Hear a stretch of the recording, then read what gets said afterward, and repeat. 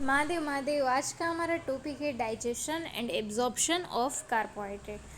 तो जब भी हम खाना खाते तो उसके अंदर क्या प्रेजेंट होता है? कार्बोहाइड्रेट, प्रोटीन, लिपिड प्रेजेंट होता है। ठीक है, तो उसका डाइजेशन एंड एब्जॉर्प्शन होना ज़रूरी है, तभी तो हमारी बॉडी को क्या मिलेगी? एनर्जी मिलेगी। ठीक है, हमारी बॉडी एक्टिवेट रहेगी, कुछ काम कर पाएगी। तो ये डाइजेशन एंड एब्जॉर्प्शन किस तरह से होगा कार्बोहाइड्रेट का? नेक्स्ट वीडियो में हम लिपिड का देखेंगे एंड देन प्रोटीन का। ठीक है, so first of all digestion का मीनिंग क्या है? डाइजेशन मतलब कि कोई, फॉर एग्जांपल अगर मैं इजी टर्म में बताऊँ तो कोई लार्जर फ्रेगमेंट है, उसको कन्वर्ट करना है छोटे छोटे फ्रेगमेंट में। ठीक है, उसे कहेंगे हम डाइजेशन। और ये जो स्मॉलर फ्रेगमेंट है उसका एब्जॉर्ब होगा बाय द इंटेस्टाइन। ठीक है, सो हम यहाँ बात कर रहे हैं कार्बोहाइड्रेट की। ठीक है, तो देखो पहले तो मैं एक सिस्टम ड्रॉ कर देती हूँ। ये है स्टमक और ये है इंटेस्टाइन। ठीक है, ये माउथ, ये स्टमक और ये है इंटेस्टाइन और ये है हमारा पेंक्रियाज। ये क्या है? पेंक्रियाज। ठीक है, देखो अब हम क्या करेंगे कि जब खाना खाते हैं हम, तो खाना खाएंगे तो उसके अंदर क्या प्रेजेंट होगा? कार्बोहाइड्रेट प्रेजेंट होगा, तो वो एंटर होगा माउथ में।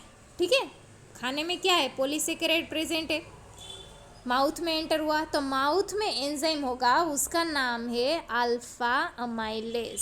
क्या नाम है? Alpha amylase. ठीक है, तो ये अल्फा अमाइलेज एंजाइम पॉलीसेकेराइड का ब्रेक डाउन करेगा। ठीक है, और हमें क्या प्रोडक्ट फॉर्म होगी? ओलिगोसेकेराइड मिलेगा, आइसोमाल्टोज मिलेगा, माल्टोज मिलेगा। ठीक है, डेक्स्ट्रिन। अब क्या होगा? ये खाना है वो आएगा, एंटर होगा स्टमक के अंदर, लेकिन स्टमक में कोई भी कार्बोहाइड्रेट का डाइजेशन करने के लिए कोई एंजाइम प्रेजेंट नहीं है, इसीलिए स्टमक में कार्बोहाइड्रेट का डाइजेशन नहीं होगा। ठीक है, और कार्बोहाइड्रेट जो भी है स्टमक है वहाँ एसिडिक एनवायरनमेंट होगा, तो कार्बोहाइड्रेट का डाइजेशन करने के लिए जो एंजाइम है वो एसिडिक एनवायरनमेंट में एक्टिवेट नहीं रहेगी। ठीक है, इसीलिए जो ये अल्फा अमाइलेज है वो भी इनएक्टिव हो जाएगा स्टमक में आने के बाद। ठीक है, फिर ये खाना एंटर होगा इंटेस्टाइन में। ठीक है, तो इंटेस्टाइन में यहाँ पेंक्रियाज प्रेजेंट है। ठीक है, तो पेंक्रियाज सीक्रेट करेगा, क्या सीक्रेट करेगा? बाइकार्बोनेट सीक्रेट करेगा। ठीक है, बाइकार्बोनेट सीक्रेट करेगा, इसीलिए जो भी यहाँ खाना था, ठीक है, वो हो जाएगा न्यूट्रलाइज। बाइकार्बोनेट की वजह से क्या हो जाएगा? न्यूट्रलाइज हो जाएगा। ठीक है, अब ये पेंक्रियाज है एक एंजाइम सीक्रेट करता है, उसका नाम है पेंक्रियाटिक अल्फा अमाइलेज। ठीक है, वो भी क्या करेगा? वो भी डाइजेस्ट करेगा ओलिगोसेकेराइड का, डेक्स्ट्रिन का। ठीक है, तो वो भी फॉर्म करेगा डाइसेकेराइड एंड डेक्स्ट्रिन। ठीक है, फिर आएगा रोल हमारे इंटेस्टाइन के ब्रश बॉर्डर का। ठीक है, ये जो इंटेस्टाइन की ब्रश बॉर्डर होती है वो भी एंजाइम सीक्रेट करती है। ठीक है, वो एंजाइम क्या सीक्रेट करेगी? फॉर एग्जांपल सुक्रेज है, ठीक है, माल्टेज है, लेक्टेज है। ठीक है, मतलब कि जो भी डाइसेकेराइड प्रेजेंट है उसको मोनोसेकेराइड के अंदर कन्वर्ट करने की जो एंजाइम है वो सीक्रेट करेगी हमारी इंटेस्टाइन की ब्रश बॉर्डर। ठीक है, इतना है हमारा डाइजेशन। पहले कहाँ एंटर होगा? देखो फिर से मैं आपको एक बार बता देती हूँ। हमने खाना खाया, माउथ में एंटर हुआ, ठीक है, तो वहाँ अल्फा अमाइलेज नाम का एंजाइम होगा, वो क्या करेगा? कार्बोहाइड्रेट जो भी पॉलीसेकेराइड है उसको कन्वर्ट करेगा, डाइजेस्ट करेगा ओलिगोसेकेराइड के अंदर, आइसोमाल्टोज के अंदर। फिर खाना एंटर होगा स्टमक के अंदर, स्टमक में कोई भी डाइजेशन नहीं होगा। ठीक है, क्योंकि एसिडिक एनवायरनमेंट है इसीलिए अल्फा अमाइलेज है वो भी इनएक्टिव हो जाएगा। फिर हमारा स्टमक में से एंटर होगा खाना इंटेस्टाइन में, और इंटेस्टाइन में यहाँ एक ऑर्गन प्रेजेंट होगा पेंक्रियाज, वो सीक्रेट करेगा बाइकार्बोनेट। ठीक है, इसीलिए जो खाना था वो कैसा हो जाएगा? न्यूट्रलाइज हो जाएगा, जो फूडबॉलर्स था। ठीक है, फिर ये न्यूट्रलाइज हो गया, बाद में पेंक्रियाज है वो सीक्रेट करेगा पेंक्रियाटिक अल्फा अमाइलेज। ठीक है, वो भी क्या करेगा? जो भी ओलिगोसेकेराइड प्रेजेंट है, डेक्स्ट्रिन, आइसोमाल्टोज एक्सेट्रा, ठीक है, उसका डाइजेशन करेगा। फिर ये आई हमारी इंटेस्टाइन की बॉर्डर। ठीक है, वो भी एंजाइम सेक्रेट करेंगे, जो भी डाइसेकेराइड मॉलिक्यूल प्रेजेंट है उसको मोनोसेकेराइड में कन्वर्ट करने के एंजाइम वो सीक्रेट करेंगे। फॉर एग्जांपल सुक्रेज है, माल्टेज है, लैक्टेज है। ठीक है, ये था हमारा डाइजेशन। अब हम देख लेते हैं डिटेल में। देखो, digestion is a process involving the hydrolysis of large and complex organic molecule of foodstuff into smaller and preferably water soluble molecule which can be easily absorbed by the gastrointestinal tract। Digestion क्या है उसकी definition दी हुई है, ठीक है। उसका hydrolysis करना मतलब कि वाटर मॉलिक्यूल ऐड करके जो बॉन्ड है उसको ब्रेक डाउन करना, ठीक है। और हमारा जो गैस्ट्रोइंटेस्टिनल ट्रैक्ट है, जो हमारा इंटेस्टाइन है, वो उसे इजीली एब्जॉर्ब कर दे, ठीक है। Digestion of macromolecule also promote the absorption of fat soluble vitamin and certain minerals. वो तो हमें पता ही है कि भाई जो भी हम खाना खाते हैं उसके अंदर विटामिन, मिनरल, लिपिड जो भी प्रेजेंट है, ठीक है, उसका एब्जॉर्ब करना ज़रूरी होता है। The food we eat consist of carbohydrate, protein, lipid, vitamin, mineral. मतलब जो आप खाना खाते हो उसके अंदर कार्बोहाइड्रेट प्रेजेंट होता है, प्रोटीन प्रेजेंट होता है, lipid, vitamin and mineral present होता है। अब हमारा मेन टॉपिक आ रहा है कार्बोहाइड्रेट, ठीक है। तो the dietary carbohydrate are polysaccharide. Carbohydrate में क्या आएगा? स्टार्च है, ग्लाइकोजन है, डाइसेकेराइड हो गया आपका, मोनोसेकेराइड हो गया, ग्लूकोज है, ठीक है, डाइसेकेराइड सुक्रोज है, ठीक है। तो उसका डाइजेशन किस तरह से होगा? तो कार्बोहाइड्रेट का डाइजेशन स्टार्ट होगा माउथ से, माउथ एंड इंटेस्टाइन के अंदर, ठीक है। बट स्टमक के अंदर उसका डाइजेशन नहीं होगा। मैंने अभी बताया कि स्टमक के अंदर कोई भी डाइजेस्टिव एंजाइम प्रेजेंट नहीं है जो कार्बोहाइड्रेट को डाइजेस्ट कर सके, ठीक है। और उसका एनवायरनमेंट भी कैसा है? एसिडिक है।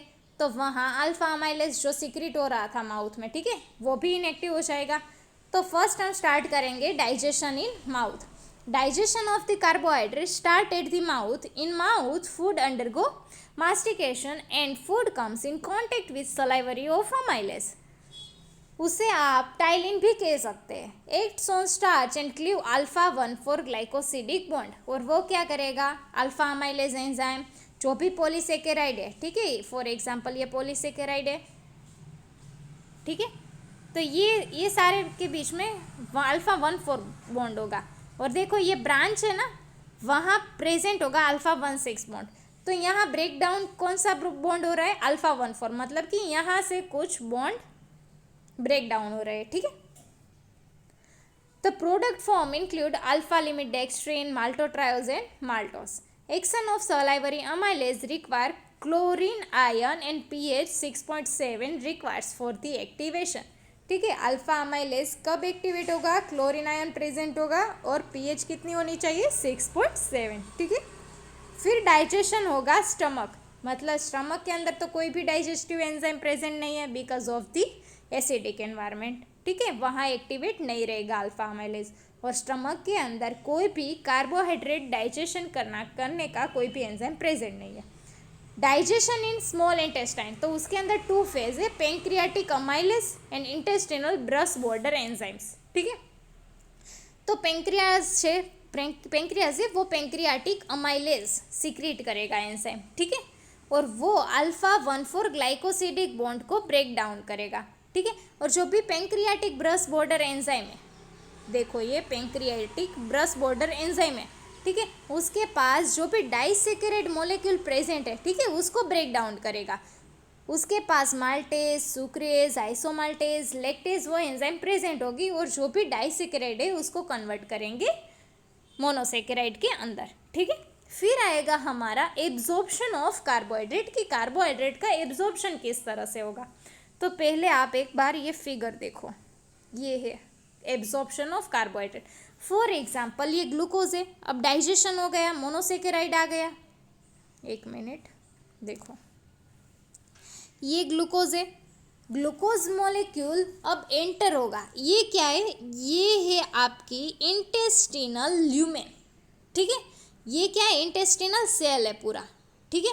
और ये है आपकी इंटेस्टिनल ल्यूमेन। तो यहाँ फॉर एग्जांपल यहाँ फूड पास आउट हो रहा है, मोनोसेकेराइड आ गए, ठीक है। ये मोनोसेकेराइड है, ठीक है, वो पास होगा कहाँ? इंटेस्टिनल सेल के अंदर, ठीक है। तो पास होने के लिए उसको रिक्वायरमेंट होगी Na+, ठीक है। जब Na+ वो पास होगा तभी ग्लूकोज मॉलिक्यूल उसके साथ इंटेस्टिनल सेल के अंदर पास होगा, ठीक है। उसको कोई एटीपी की रिक्वायरमेंट नहीं होगी। लेकिन देखो यहाँ अब ग्लूकोज आ गया, अब इस ग्लूकोज को फिर से पास आउट होना पड़ेगा। फॉर एग्जाम्पल ये क्या है, ब्लड है, ये पूरा एरिया है वो आप ब्लड कैपिलरी आप समझ लो, ठीक है। तो ये जो ग्लूकोज है वो एब्जॉर्ब होके कहाँ जाएगा, ब्लड कैपिलरीज के अंदर, ठीक है। जो भी ये सोडियम है, ठीक है, वो पास आउट होगा सोडियम पोटेशियम पंप के थ्रू। मतलब कि देखो यहाँ जो सोडियम मोलेक्यूल है वो पास आउट हो गए, तो 2Na+ यहाँ पर आएगी, तब 1K+ है, ठीक है, वो पास आउट यहाँ होगा। लेकिन इस कंडीशन में आपको ATP की रिक्वायरमेंट होगी, ठीक है। यहाँ क्या होगा, ATP की रिक्वायरमेंट, क्योंकि अगर Na+ यहाँ इंटेस्टिनल सेल में Na+ अगर ज़्यादा हो जाएंगे तो ग्लूकोज का एब्जॉर्प्शन नहीं हो पाएगा, ठीक है। ग्लूकोज का एब्जॉर्प्शन के लिए क्या रिक्वायरमेंट है, Na+। जब Na+ एंटर होगा तभी ग्लूकोज क्या होगा, एंटर होगा, ठीक है। इसका नाम है सोडियम ग्लूकोज ट्रांसपोर्टर 1, ठीक है। देखो अब हम देखते हैं उसका एब्जॉर्प्शन किस तरह से होता है। Only monosaccharide are absorbed by the intestine. Absorption rate is maximum for galactose and then glucose and then fructose. सबसे ज़्यादा एब्जॉर्प्शन रेट किसी का हो तो वो है गैलेक्टोज, वो आपको याद रखना है, and then glucose and then fructose, ठीक है। सो फर्स्ट है को transport from lumen to intestinal cell. मतलब कि देखो ये फिगर देख लो, यहाँ से जो भी यहाँ ये फूड पास आउट हो रहा था, ये मोनोसेकेराइड है। अब इस मोनोसेकेराइड को पास आउट होना है इस सेल के अंदर, जो भी ये इंटेस्टिनल सेल है, ठीक है, ये इंटेस्टिनल सेल के अंदर। तो ये वहाँ किस तरह से पास आउट होगा ग्लूकोज, उसके बारे में हम बात करेंगे। This process is mediated by sodium dependent glucose transporter 1, ठीक है। मैंने उसका नाम भी आपको बता दिया था, देखो ये इस ट्रांसपोर्टर का नाम है सोडियम ग्लूकोज ट्रांसपोर्टर 1, ठीक है। सोडियम एंड ग्लूकोज भाई दोनों बाइंड होके वो क्या हो जाएंगे, ट्रांसफर हो जाएंगे कहाँ, इंटेस्टिनल सेल के अंदर, ठीक है। Absorption from intestinal lumen into intestinal cell is by cotransport mechanism. membrane bound carrier protein is involved which carries glucose along with sodium। मतलब कि सोडियम के 2 मॉलिक्यूल एंड ग्लूकोज दोनों एक साथ एंटर हो गए। जब सोडियम के दोनों मॉलिक्यूल पास आउट हो गए तभी ग्लूकोज पास आउट होगा, ठीक है।